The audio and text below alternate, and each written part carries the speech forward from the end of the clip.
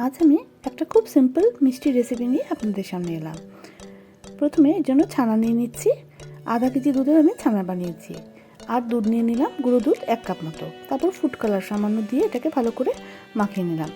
তারপর চিনির রসের মধ্যে আমি এই মিশ্রণটি ঢেলে দেব এবং অনবরত নাড়াতে থাকবো।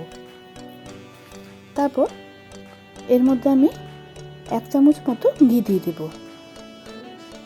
ঘি দিয়ে ভালো করে মিশ্রণটি নাড়িয়ে নেব। মিশ্রণটি যখন একাই কড়াই থেকে ছাড়া শুরু হবে তখন বুঝে নিতে হবে যে পাকটা তৈরি হয়ে গেছে মিষ্টির জন্য।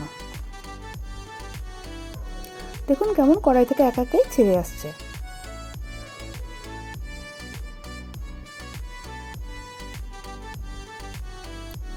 তারপর এটা তৈরি হয়ে গেলে এটাকে একটা শেপ দিয়ে দিতে হবে। তারপর এর মধ্যে আপনারা ড্রাই ফ্রুটস দিয়ে সাজিয়ে নেবেন নিজের ইচ্ছা মতন।